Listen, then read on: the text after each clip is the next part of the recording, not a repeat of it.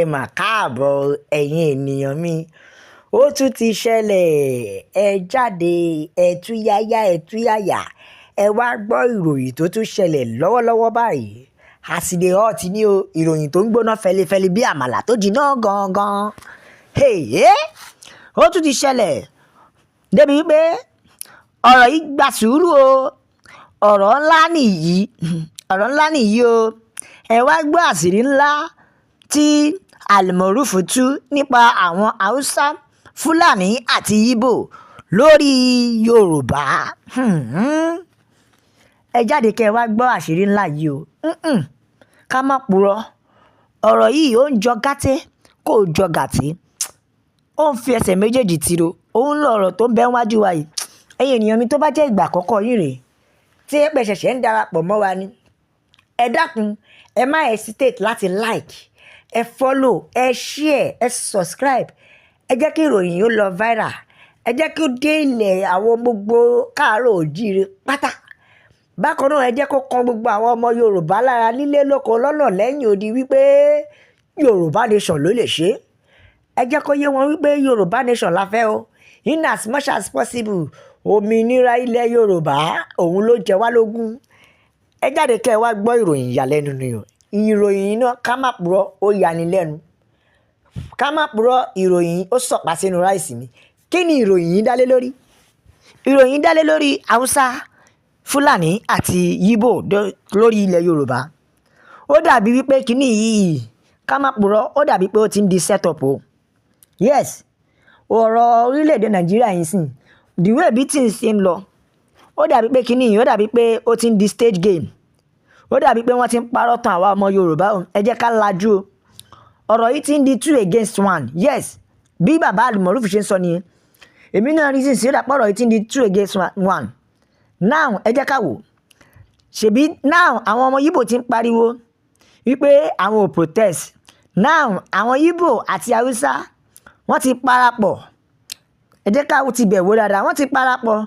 Ọ̀rọ̀ náà ọ̀rọ̀ wọn ti wá rí bí bákan náà, débi pé wọ́n fẹ́ kí Tinubu ó rí Yorùbá gẹ́gẹ́ bí ọ̀tá ẹ̀.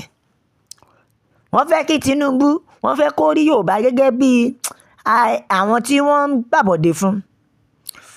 Torí ẹ̀ ló ṣe jẹ́ wípé wọ́n máa ń pariwo. Ẹ jẹ́ ká wò, nítorí àwa là ń jìyà pé protest la fẹ́. Àwa là ń pariwo protest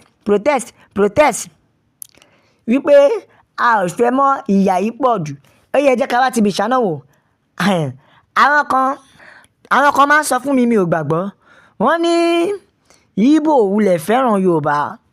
Wọ́n ní Igbo yánmírín ni wọ́n, pé anything tó bá dá báyìí páó wọ́n lọ ni. Àṣé wọ́n parọ́. Ẹ jẹ́ àti bì ṣáná wò. Àwọn Igbo wọ́n ṣe ni wọ́n fi wá mutí ní east ni, tí wọ́n wí pé no protest, wípé kò sí protest. Débi pé protest kò dé ọ̀dọ̀ tiwọn. Wọ́n kí ẹ̀, wọ́n fi wá bá tiwọn ṣe ẹ lọ watch. Igbo ti sọ pé àwọn ò protest. Wọ́n sọ wípé àwọn ò protest, kò sí protest, kò dé ibẹ̀ yẹn. Yes, I'm not sorry to say, protest ò dé ilẹ̀ Igbo. Òun lẹ ṣe rí wípé most àwọn sí àwọn tó pariwo ẹ lọ watch. Ó wá dàbí pé àwa Yorùbá nìkan là ń pariwo. Yes, ṣe ni kíní ti ń dàbí set up game, ó ti ń dàbí 2 against 1. Ti Igbo nìyẹn o. Igbo pariwo pé àwọn fẹ́ protest o, ẹ lọ fura rárá. Ó yẹ tó jẹ́ kí n ṣọ́ọ̀kì yín. Haúsá náà bákan náà, Haúsá náà wọ́n fi nǹkan tí federal government tó kó fún wọn, nǹkan tí federal government ti fún wọn, wọ́n ti ń kó síta, wọ́n ti fi hàn àwọn ènìyàn pé ẹ wá wo tí federal government ṣe o, nǹkan báyìí ló ṣe fún wa o, nǹkan tó fún wa rèé o, oúnjẹ tó fún wa rèé o. Ṣe ló wá dàbí wípé ìran ọmọ Yorùbá ni wọ́n mú sáàárín. Ẹ wo ẹ̀là yẹn ò yé yín dáadáa. Ṣe ló dàbí wípé this is looking like a setup. Ṣe ló wá dàbí pé àwa Yorùbá nìkan la wá dá dúró.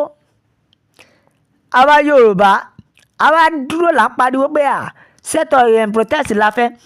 Ó wá dàbí pé Yorùbá dúró láti máa fi protest. Wọ́n ti àwọn náà tún máa bàjẹ́. Wọ́n fi protest fọ́ ṣọ́ọ̀bù wípé à ń protest. Ẹ wo, ẹ má jẹ́ tàn yẹn, mi ò support Tinubu o. no nǹkan tí Almoruf sọ ni mo sọ jáde, èmi kọ́ ni mo sọ bẹ́ẹ̀.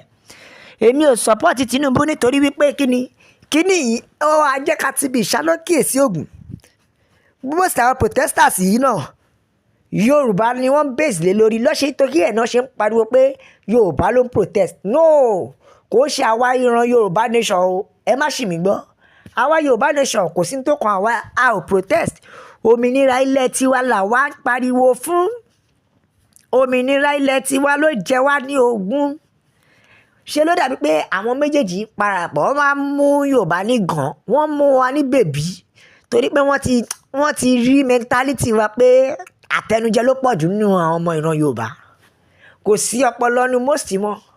Òun ló ṣe jẹ́ ká ti bí ìṣáná wò ni. Torí now protest kò affect is kò hàn dá sí. Ṣé mo pé Peter Obi náà ti sọ ó lóun support protest. Yes, ó lóun support protest. Ó yẹ wá jẹ́ ká wò Igbo náà support protest. Ṣé rí pé kí ni ti papọ̀ mọ́ra wọn? Ìyẹn kan bẹ́ẹ̀ yẹn. As at 2017 Bàbá Ìjẹ̀ṣà náà sọ̀rọ̀, ó sọ àwọn ọ̀rọ̀ kan ní 2017 gbà yẹn. Bẹ́ẹ̀ ni Bàbá Ìjẹ̀ṣà sọ̀rọ̀, ó wí pé wọ́n ní Dangote ń ṣe refinery. Ó ní bẹ́ẹ̀ ni tó jẹ́ private tó yẹ pé ibẹ̀ láti máa fọ epo, máa fọ epo níbẹ̀. Yes, Bàbá Ìjẹ̀ṣà ní lóòótọ́ ó ń ṣe gbogbo kínní. Ó ní tó bá jẹ́ pé irú àwọn èèyàn bẹ́ẹ̀ yẹn ni àwọn ìjọba ni bí ká Nàìjíríà ti da jìnnà. Nítorí èèyàn tí ó ń jẹun lábẹ́ Dangote lásán, let's be candid and be sincere, èèyàn tó ń jẹun lábẹ́ ẹ̀ lásán wọ́n kéré jù wọ́n á wọ 30,000 èèyàn tí ó jẹ́ pé abẹ́ Dangote ni wọ́n ti ń jẹun. Ṣèbí tẹ́lẹ̀ tẹ́ bá débi ṣúgà ẹ̀ àwọn tó wà níbẹ̀ máa fẹ́ tó 8,000 people plus. Ṣèbí àwọn èèyàn ló dá síbẹ̀ tó fún wọn níṣẹ́ tó dẹ̀ ti bẹ̀ jẹ́ ẹ bèrè pé kí ni ìjọba ti wá ṣe. Yes, sí mi ò sọ mi ò sọ pé bóyá ohun tí Dangote ṣe ó lo mentality, he looks at what Nigeria need, that is it. Nigeria sọ wípé yes Dangote yẹn ó ń lo kíní kan Nigeria ni, ó ń ṣe gbogbo owó Nigeria ni. We are not thinking at all. Àbí no be Nigeria be dey. Nigeria tó jẹ́ wípé wọ́n máa sọ pé máa ọjọ́ lọ mò ń wẹ̀yìn ẹ̀, you are the best, ìwọ la fẹ́, ìwọ ló lè ṣe. Àwọn yìí náà ló máa fà padà sẹ́yìn tó máa di wípé ààrẹ iṣẹ́ dé gbogbo bíbá yìí náà. That is it about Yoruba people.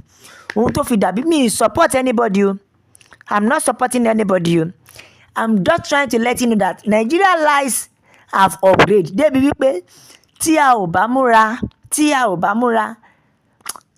kò ń ṣe pé àwa gan tó yẹ la ṣe ń pọ̀rọ̀ pé Yorùbá nation wà láfẹ́. Yorùbá yìí ilẹ̀ Yorùbá, we need to correct a lot of errors. Yes, ẹ̀wẹ́ ènìyàn mi, òmìnira ilẹ̀ Yorùbá òun ló ṣe kókó nítorí pé àgbẹ̀ oníroko títí kó gbàgbé ilé. In as much as possible my people, share, like, subscribe. Ẹ tẹ àtẹ̀jíṣẹ́ yìí, ẹ jẹ́ kó lọ viral. Ẹ jẹ́ kí àwọn ènìyàn mọ̀ pé Yorùbá nation ló lè ṣe. Yes, ṣe rí lílọ láòlọ nítorí pé we are fucking sick and tired. Yorùbá nation náà ni o, ẹ̀yin ènìyàn mi. Ó ti sú wa, èyí tá a ṣe lábẹ́ ti tó, èyí tó mú wa lẹ́rú ti tó. Gbogbo ọmọ Yorùbá ẹ jẹ́ kí ìròyìn yóò lọ káàkiri kí wọ́n mọ̀ pé Yorùbá nation ló lè ṣe. No retreat, no surrender. As far as this country dey concerned o, na Yorùbá nation we dey say, na Yorùbá nation we want. Òmìnira ilẹ̀ Yorùbá ló jẹ wá lógún. Tó ẹ̀yin ènìyàn mi, a máa fẹ́ ṣe ìdágbére nítorí pé ilé koko báyìí òun ni tagbe. We dey use this opportunity to let you know say until this channel next time, we's coming back. Ó dàbọ̀.